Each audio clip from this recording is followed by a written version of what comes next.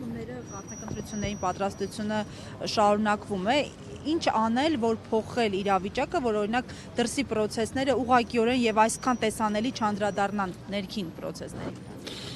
Այսօր մեր ներքին խնդիրները շատ ավելի մեծ վնաս են մեր երկրին հասցնում, քան արտաքին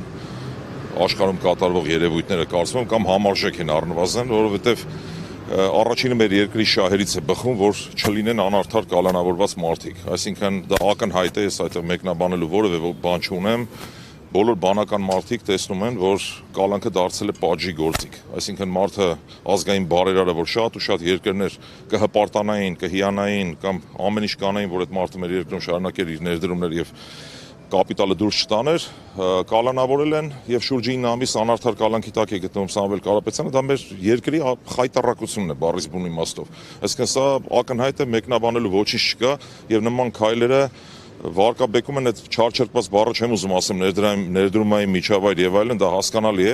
ընդհանուր առմամբ այս անարդար մթնոլորտը խաթարում է ամեն բան։ Սա չարորակ ուռուցքի նման մի բան է մեր երկրի համար նմանատիպ երևույթները։ Այսինքն սա ոչ թե անձի ուժեղ Հայաստան կուսակցության խնդիրն է կամ մեր խնդիրն է անձնական, սա մեր երկրի խնդիրն է ընդհանրապես։ Իսկ ինչ վերաբերում է արտաքին երևույթները այս պայն այդքան վնաս չեն կրկնում, ինչքան ապօրինի կալանավորված մարդկանց առկայությունը մեր երկրում եւ այլն։ Իսկ ինչ ակնկալիք ունեք դատարանից, այսօր երիտասարդ դատավոր Վարդգես Ստեփանյանն է քննելու այս։ Գիտեք, ընդհանրապես ես հակված եմ լավատես լինել եւ կարծում եմ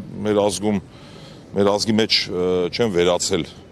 արդար դատավորներ եւ հույս ունենք, որ ամեն ինչ նորմալ կլինի։ Վատատես չեմ ամեն դեպքում, հույս ունեմ, որ ամեն ինչ նորմալ կլինի։ Արտաքին հետախուզության ծառայության հայտարարությունը,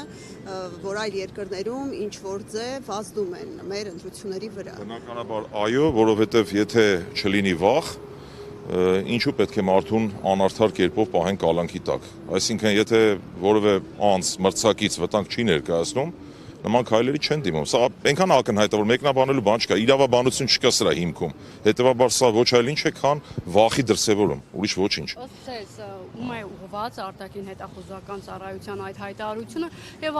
արդյոք այս հայտարարությամբ իշխանությունը փորձում է փող պատրաստել ընդդիմության, մասնավորապես ուժեղ Հայաստանի նկատմամբ որևէ գործողությունների դիմել։ Անկեղծ ասած չեմ կարող մեկնաբանել,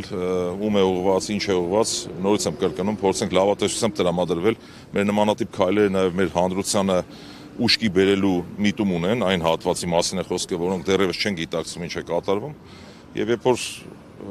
հանրության լայն շերտեր կիսեն մեր կարծիքը, ավելի ընդգրկուն դառնա այս process-ը, այսինքն բանական մարդկանց քանակը ավելանա, բնականաբար որևէ մեկը որևէ բան չի կարող անել անարդար, ապօրինի եւ այլն եւ այլն։ Թե ում է ուղղված, ապրենք տեսնենք, չգիտեմ, չեմ կարող ասել։